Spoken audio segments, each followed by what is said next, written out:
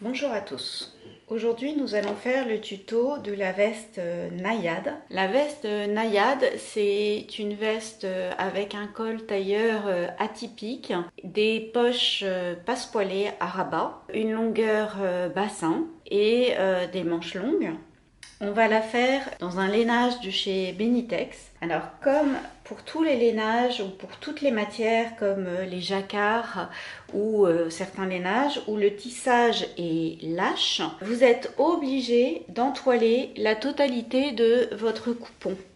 Donc avant de couper mes morceaux, j'ai entoilé la totalité de mon coupon. Alors j'utilise un thermocollant sur base maille. Ça permet de garder la fluidité de la matière.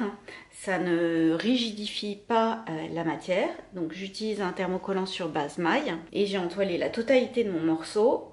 Puis j'ai coupé les différentes pièces de mon modèle. On va commencer par s'occuper des poches. Donc pour les poches, on doit assembler endroit contre endroit le petit côté avec le profil devant. On ouvre la couture au fer. J'ai, avec un fil de bâti, marqué mes poches parce que sur ce type de matière au crayon, en fait, vous n'auriez rien vu. Donc j'ai marqué avec un fil de bâti. Ensuite, pour la poche passepoilée, on a différents éléments. On a les passepoils, on les replie envers contre envers et on repasse. Vous pouvez surpiquer pour maintenir le passepoil bien à plat. Ensuite, on a le rabat. Donc le rabat, on le replie endroit contre endroit. On pique les extrémités et on retourne sur l'endroit. Et on a le fond de poche. La doublure vient également de chez Benitex. Alors, ici, ce qu'on va faire, c'est, je vais vous montrer une façon de faire où on fait tout d'un coup. Vous avez un tuto où toutes les étapes sont détaillées plus précisément. Donc, on positionne le rabat sur le fond de poche. Donc, on le centre.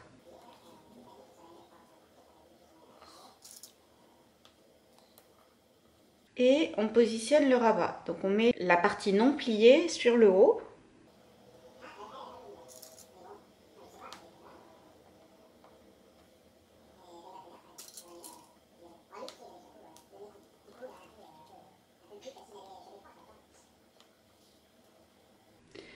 Et on va surpiquer toutes ces épaisseurs ensemble. Donc on obtient ceci. On a le fond de poche, le rabat et le passepoil. On positionne donc l'ensemble que l'on a constitué, passepoil, rabat, fond de poche, sur la ligne. En fait, mon ouverture de poche fait 1 cm. Mes passepoils, je vais avoir 0,5 de part et d'autre en vis-à-vis. Donc, je positionne mon ensemble sur mon trait du bas de mon ouverture de poche. Je mets bien ici, mais mon rabat s'arrête là. Donc, on positionne la fin du rabat au niveau du début de l'ouverture de poche.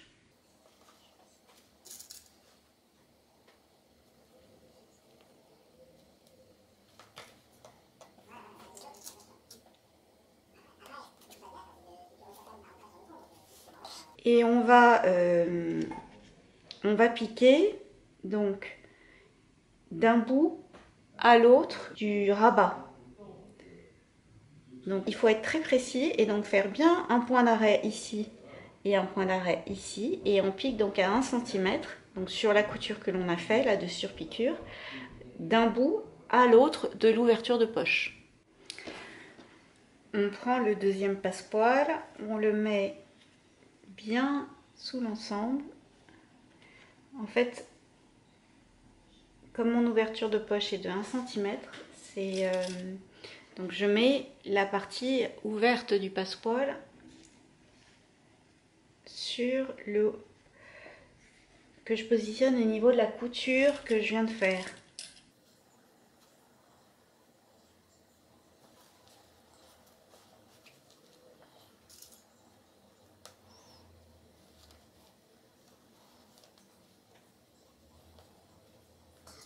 Ici, mon passepoil, il fait 1,5.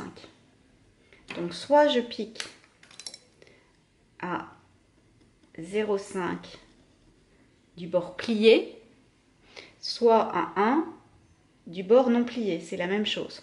Ce qui est important, c'est de s'arrêter précisément en symétrique à la couture du haut. Donc, à la fin du rabat. Donc, ici précisément et ici précisément. Donc, on pique tout le long du passepoil du bas. On obtient ceci et on va ouvrir.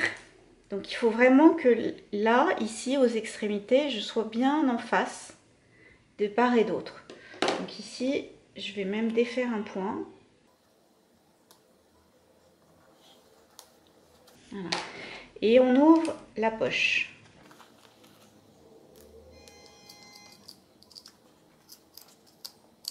Ici, on va en Y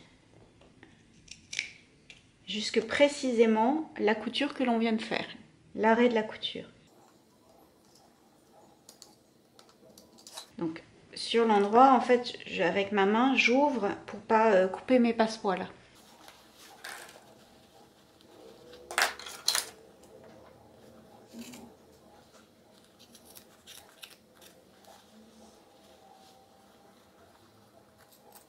Et là, pareil, je vais en Y.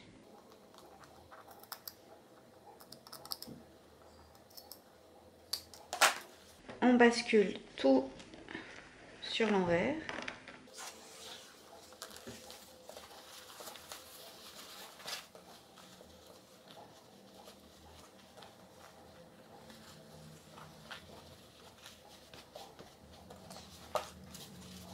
Et là, je prends le bas de mon fond de poche, je la couds sur, donc là j'ai mon passepoil, ma veste, et donc je vais piquer toute cette horizontale.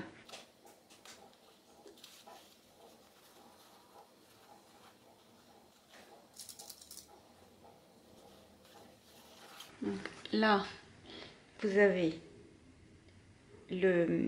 la moitié de l'ouverture de la poche, le passepoil du bas et le bas du fond de poche. Et je pique. Donc en fait, je repique sur la couture que j'ai faite tout à l'heure, ici à 1 cm. Maintenant, il nous reste, donc on a cousu le fond de sac avec le bas de la poche. Donc maintenant, on va faire la couture de côté. Et pour faire la couture de côté, on va prendre également le petit triangle de sortie de couture. Là, j'ai mes deux passepoils qui sont bord à bord et mon petit triangle que j'ai coupé dans la veste. Et donc, on va piquer le petit triangle en étant précis d'un bout à l'autre du triangle et tout le côté de la poche. Donc, voilà ce qu'on obtient. Donc on a piqué les côtés de la poche et on a pris dans la couture le petit triangle qui est ici. Et du coup, la poche est terminée. On assemble endroit contre endroit le devant avec le profil devant et on ouvre les coutures au fer à repasser. On assemble endroit contre endroit, les dos par la couture de milieu dos. Pareil, on ouvre la couture au fer à repasser. Et on va assembler le petit côté avec les dos, endroit contre endroit, et pareil, on ouvrira la couture au fer à repasser. Et on va également assembler le dos avec le devant par les coutures d'épaule. Pareil, on ouvre les coutures au fer à repasser. Maintenant, on va s'occuper du col. Donc, c'est l'autre partie délicate de ce modèle. On a la poche qui est compliquée et le col. Sur l'envers, j'ai marqué mes valeurs de couture. Et j'ai bien marqué mes crans parce que dans cette matière, je ne les vois pas beaucoup. Sur le corps de ma veste, pareil. je marque mes valeurs de couture, donc au niveau de l'angle. On positionne endroit contre endroit le col le long de l'encolure. On fait bien correspondre les différents crans. Là, j'ai un cran qui correspond à mon cran d'épaule. Donc, je me mets à 1 cm et je vais à 1 cm dans la couture d'épaule. Ici, je mets bien mon épingle à l'intersection des coutures et je vais à l'intersection des coutures sur le corps.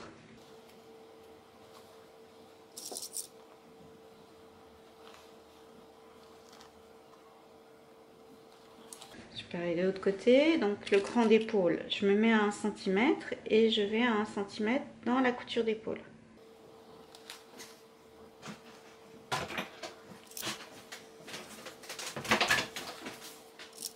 Ici, je me mets bien à l'intersection des coutures et je mets à l'intersection des coutures sur le corps.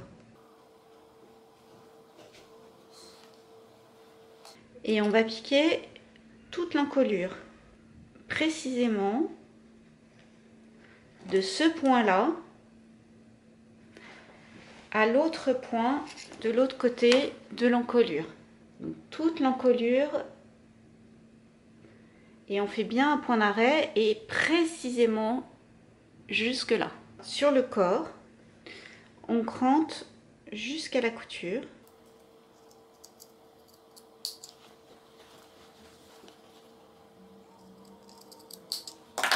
On pivote et on va coudre cette partie-là qui s'appelle l'anglaise. Donc on fait bien correspondre le cran qui est sur le corps avec l'intersection des coutures ici. Et on pique précisément de là à là.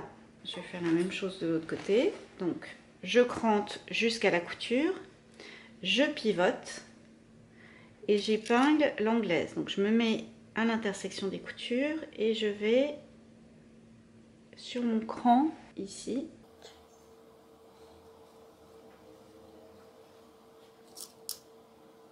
Et on pique cette petite distance là. On va maintenant s'occuper des parmentures. Donc on assemble endroit contre endroit les parmentures devant avec la parmenture dos par la couture d'épaule et on ouvre la couture au fer. On va, comme pour le corps, mettre le col sur la parmenture. Donc on met milieu dos sur milieu dos. Comme pour le col sur le corps principal, on va mettre le col sur les parmentures. Donc on fait bien correspondre l'écran d'épaule. On se met à 1 cm et on va à 1 cm dans la couture d'épaule. Ici, on met une épingle à l'intersection et on va à l'intersection de l'autre côté.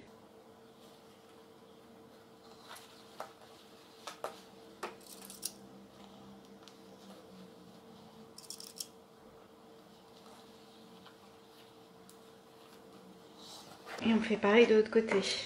Donc épaule sur épaule.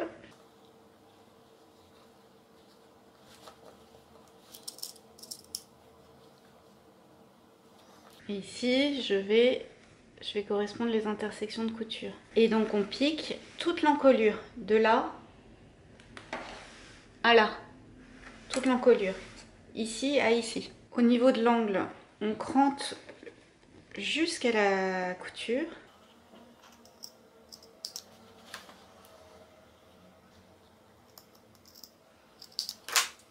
On pivote, on fait correspondre l'intersection des coutures avec le cran de l'autre côté et on pique cette petite distance ici qui est l'anglaise.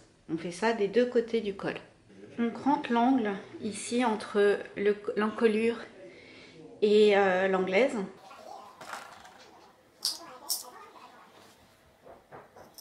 Et on ouvre au fer toute la couture d'encolure. On a ouvert la couture d'encolure sur le corps et sur les parmentures. Bon, maintenant on va assembler le bord extérieur du col.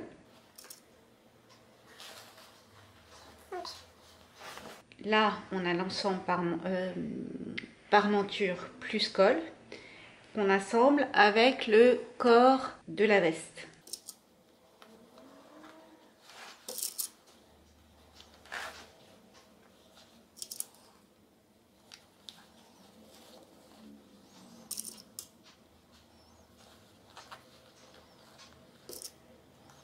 Et on pique tout le bord extérieur. On a assemblé l'ensemble parmenture plus colle avec l'ensemble corps plus colle par le bord extérieur du col. Maintenant, on couche la valeur de couture vers le dessous de colle en fait, donc vers la parmenture, et on surpique à 2 mm. On a couché la valeur de couture vers l'ensemble parmenture colle et on a surpiqué à 2 mm. Maintenant, on va assembler le bord devant, donc entre le corps et la parmenture.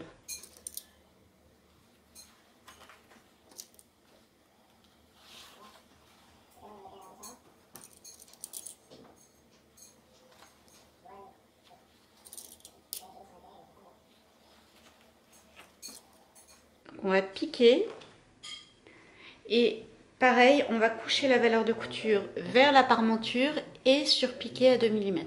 Donc on a assemblé le corps avec les parmentures par la couture de bord devant et coucher la valeur de couture vers la parmenture devant. Maintenant on va piquer sur le bout du col, donc là c'est mon col. Donc le col intérieur avec le col extérieur.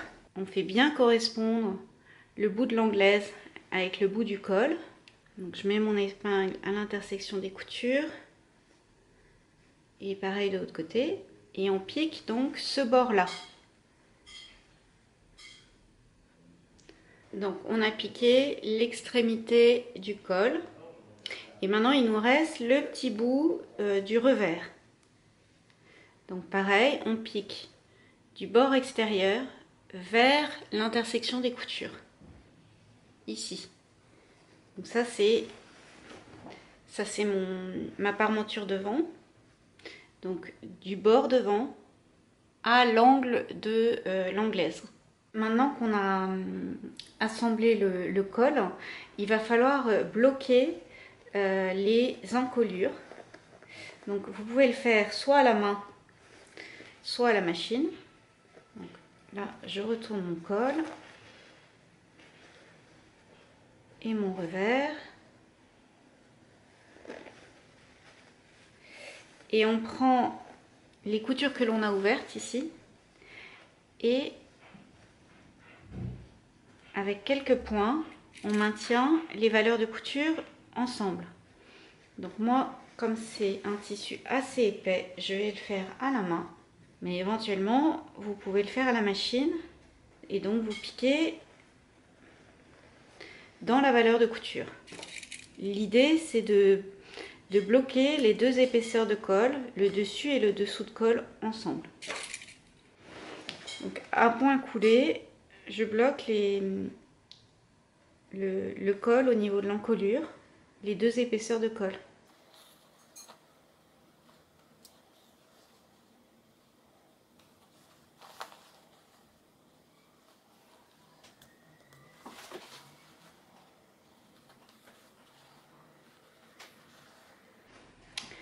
Et le col est terminé. Donc on retourne sur l'endroit.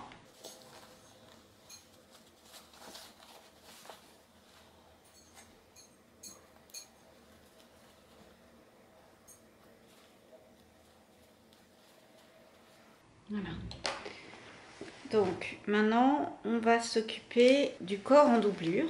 Sur le dos, au niveau du milieu dos, on replie endroit contre endroit la doublure et à 1 cm du milieu dos, on pique sur 2-3 cm en vertical. On fait ça en haut et en bas.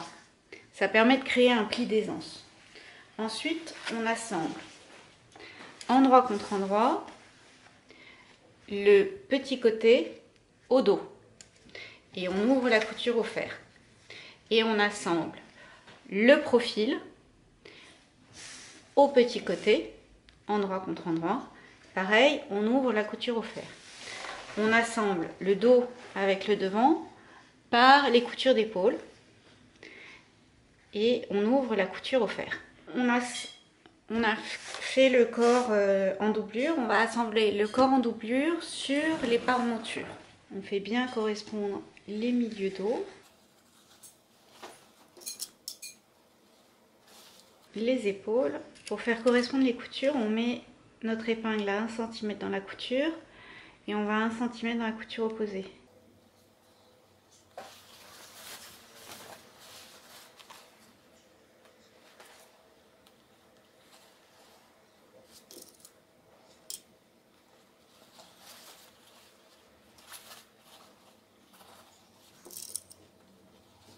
Et on pique tout autour de la jonction entre les parementures et la doublure. On fait tout le tour. Maintenant que le corps intérieur et le corps extérieur sont assemblés, on va s'occuper des manches. Pour les manches, on assemble endroit contre endroit le dessous de manche avec le dessus de manche par la couture de coude et la couture de saignée. On ouvre les coutures au fer à repasser. Autour de la tête de manche, sur tout l'arrondi, on passe un fil de fronce. Pour passer un fil de fronce, on allonge le point de sa machine au maximum et on pique à 0,8 du bord. On tire sur les fils pour former le rond de l'épaule.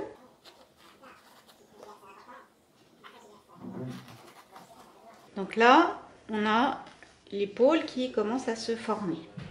On retourne la manche sur l'endroit, on insère la manche dans le corps.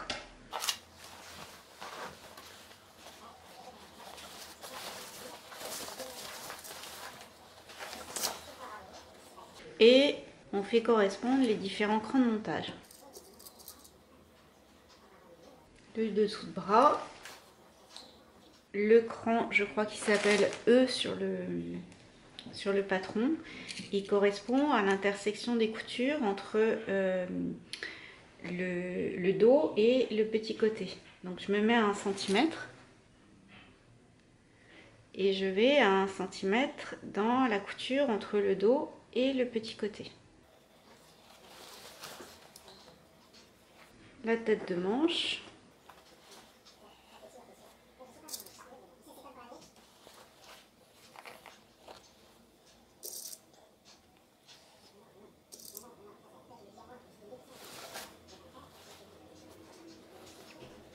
Les deux crans du devant.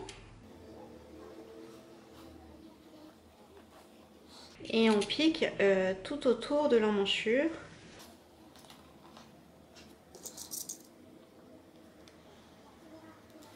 On positionne la manche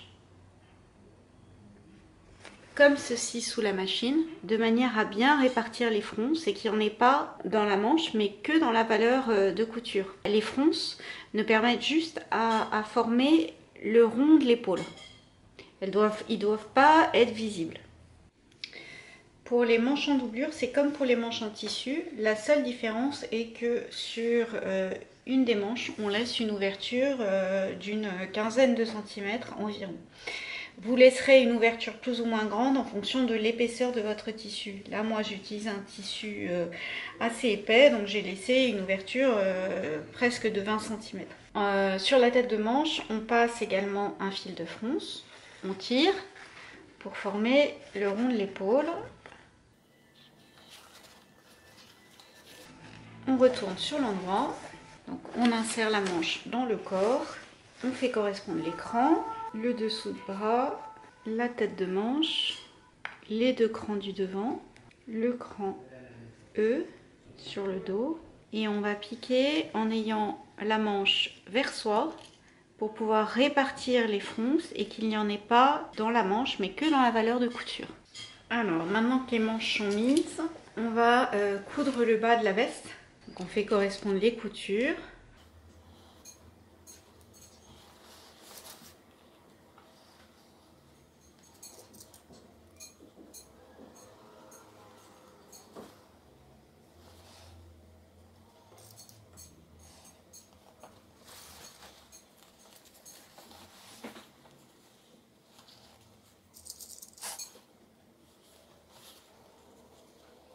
et on pique tout le bas de la veste. On va assembler le bas des manches. Alors, pour cela, on met le bord devant face à soi. On fait correspondre les coutures du bas des manches en doublure et en tissu. En fait, on forme un cercle avec les manches, les bas des manches.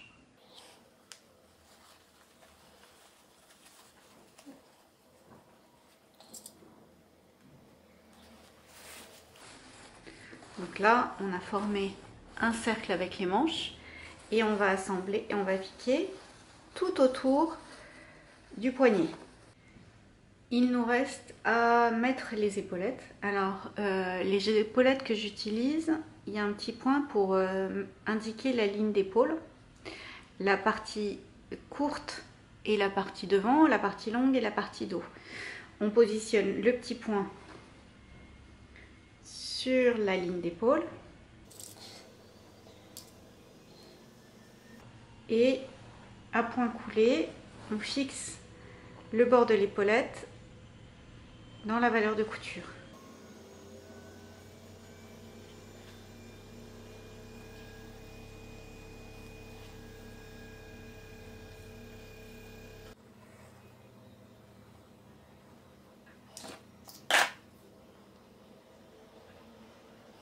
On peut également fixer l'épaulette sur la couture d'épaule avec un petit point ici dans la valeur de couture.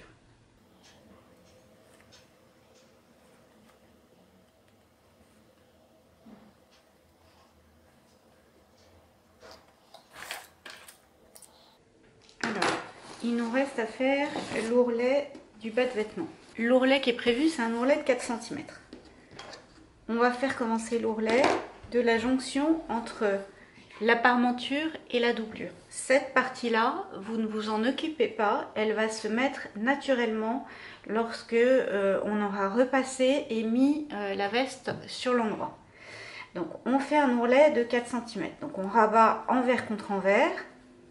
Et ici, vous avez deux options. Soit vous le faites à la main, soit vous utilisez un thermocollant double face. Donc, on thermocolle le thermocollant, puis on enlève la partie papier, on rabat et on repasse. Donc vous faites l'ourlet en bas de la veste et en bas des manches. Donc c'est envers contre envers, d'une parmenture à l'autre. Vous ne vous occupez pas de cette partie-là. On retourne sur l'endroit en passant par le trou laissé dans la manche.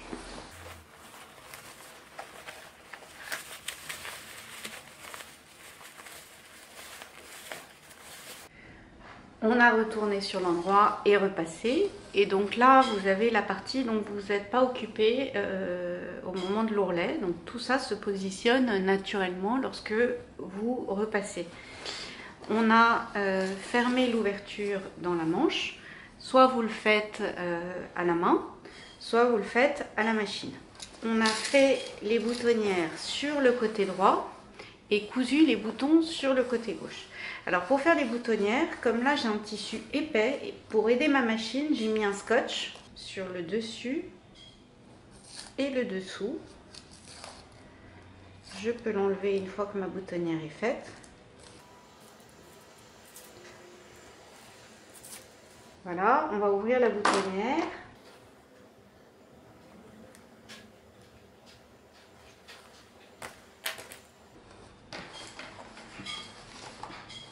Et voilà, la veste naïade est terminée. Donc avec ce col à mi-chemin entre un col châle et un col tailleur, avec sa petite découpe